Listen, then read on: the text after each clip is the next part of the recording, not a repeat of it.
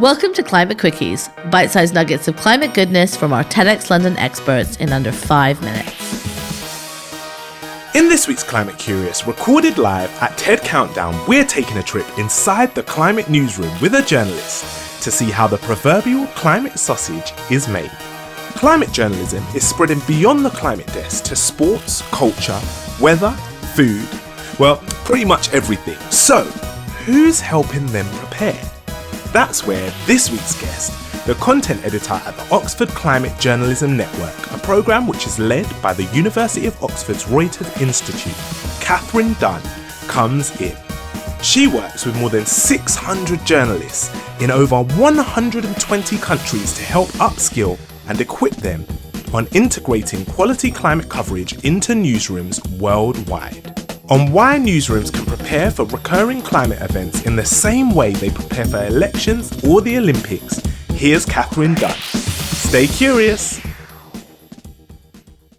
With journalists, we don't really express opinions, well, depending, as long as you're not, on the editorial board.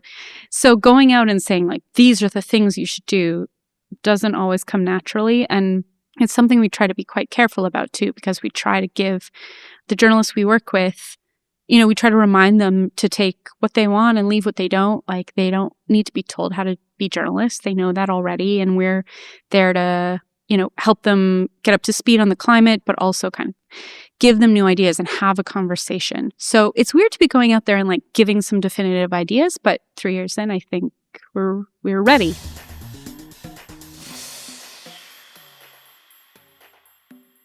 Connecting climate to things that people really care about sounds basic, but things like sports, culture, food, all the things that really give us joy and community that I think sometimes are really neglected in climate coverage. And that's something that's really come from our members and come from the things that they really react to and the stories they really want to write that came from them.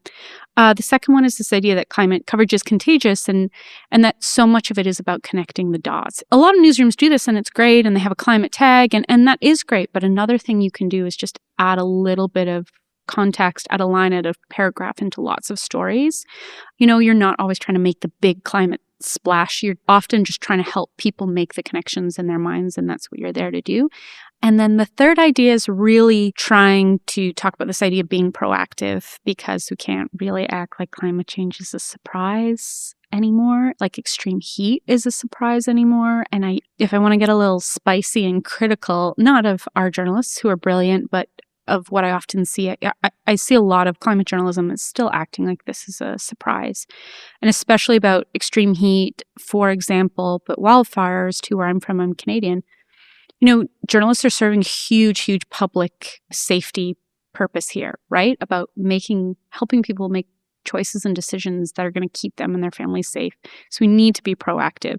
So I should probably have a top line there, how to make climate journalism better. That's the idea. But these are some of the things that we've really seen emerge and that come from the journalists we work with and we think are really important. But I think we've seen journalists out in the world putting these ideas into their journalism and we've seen that it works. And it's not really fancy or crazy or the new trend, but it is a lot of the time about getting back to the basics of what the journalism is for and how you tell stories and how you make these things engaging and interesting and how you really, treat the audience with respect and give them useful information and engaging information.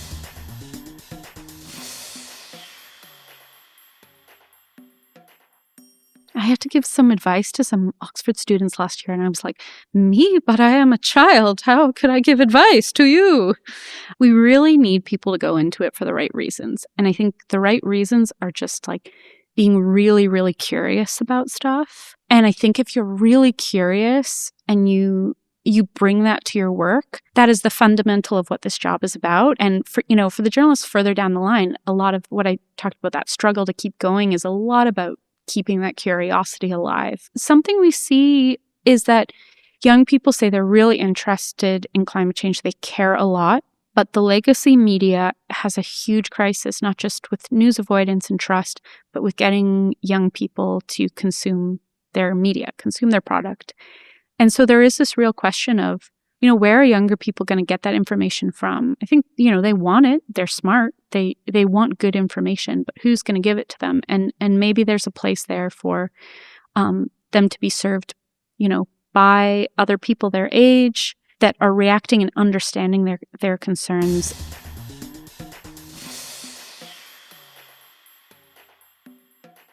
Having a life outside of your job, having relationships, having hobbies, having interests, like this stuff is not a luxury.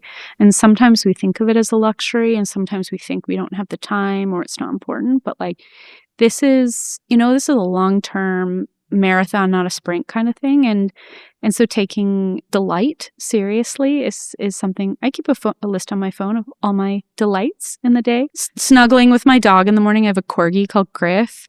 Every morning we go for a walk in our local park. I get a little coffee. I chat to everybody. I'm Canadian, so I love to chat. I chat to everybody in the park. We go look at the wildflowers, which I love because they're making my park more climate resilient and more heat resilient and providing shade and comfort, not just for all the animals and the insects in the park, but also all the people living in the neighborhood, because it's a very heavily built up South London neighborhood. So I love that. And I also love to cook. I love cooking. I have 107 cookbooks. I have them indexed online. I pay for a service.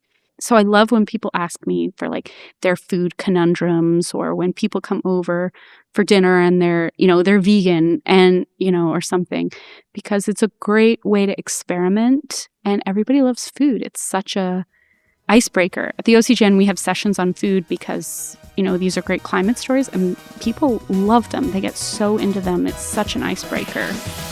Thanks for listening to this quickie. This episode was created by our superstar podcast team at TEDxLondon. Until next time, stay curious.